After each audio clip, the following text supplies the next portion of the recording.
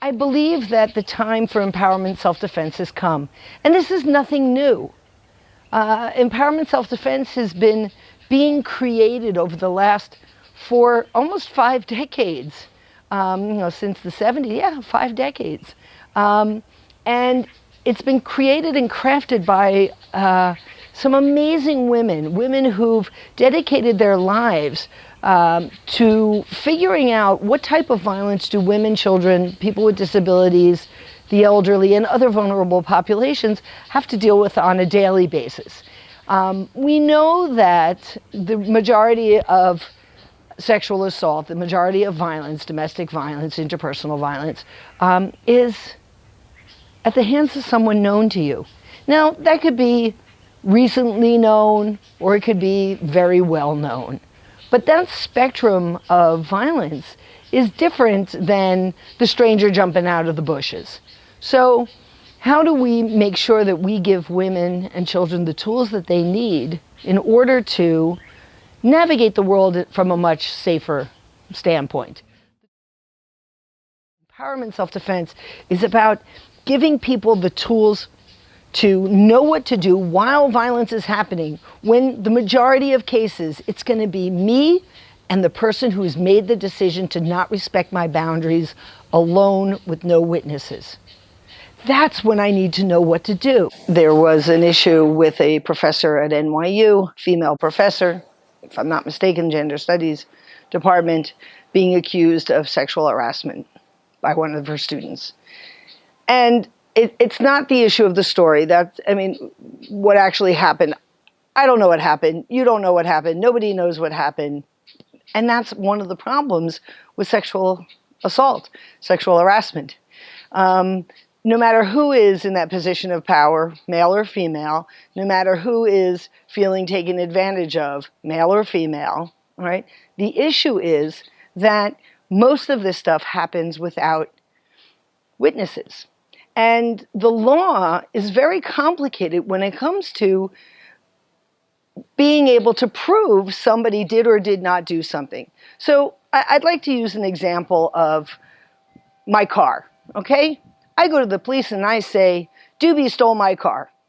And the police say to me, well, how do you know Doobie stole it? I mean, you know it's stolen, but how do you know Doobie stole it? Well, I saw it in her driveway.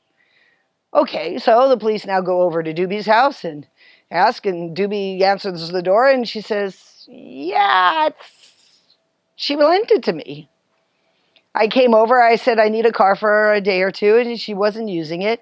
And she totally lent me her car. She wants me to give it back. I'll bring it back, but I didn't steal it. So now the police are stuck with, well, who do I believe? Well, did you break into the car? Did you not break into the car? Did you, do you have a piece of paper saying that you borrowed it? Do you have a piece of paper saying that you lent it? No. Was anybody there who heard the story? No. So now the issue is, well, who's believable? And most of the times that's a case that can't be proven and therefore cannot be prosecuted. I think if we wait until prosecution happens the way prosecution should happen for the benefit of survivors and victims, then we're waiting for something that just can't happen. What I believe has to happen is a change in education. And that change of education has to start when kids are young. There are so many things we do as parents and as communities in educating children for safety. Safety against electricity. I know none of my girls would ever blow dry their hair while they're still in the shower. They know that electricity and water does not go together. And they learn that as they were growing up. I don't think anybody could actually tell you. I remember they told me that was dangerous. But they may remember learning how to swim, and we taught them how to swim so that they would be safe in water. We want to give kids the tools that they need to be safe around people. I believe that children who are taught to respect themselves, respect their bodies, and their right to say good for me or not good for me, I like this, I don't like this, I want to do this, I don't want to do this, will grow into adults who will have that respect for others also. And that really will change the world. Now, If while they're learning this respect, they're also learning how to protect their autonomy, protect their body, the greatest gift they're given, protect their souls with tools for what to do while violence is happening, then we have a better chance of them getting to adulthood in one piece. That's what empowerment self-defense is about. I have a right to respond. I have the tools I need to respond. I know how to get out of there if I can.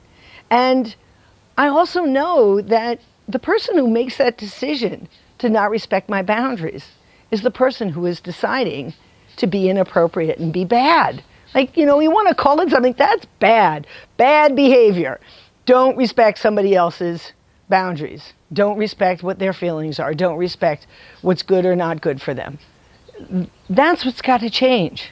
And I do believe that empowerment self-defense can do that. I know that if I have choices, I have a better chance of being able to protect myself. And even if I can't, I know it's not my fault. Many times, a person comes to a class for the reason of learning what to do now. I didn't know what to do then, or I was too young to know what to do, or too, not able to protect myself then. How do I learn tools now in order to give a new ending to an old story? And to me, that's the epitome of empowerment self-defense.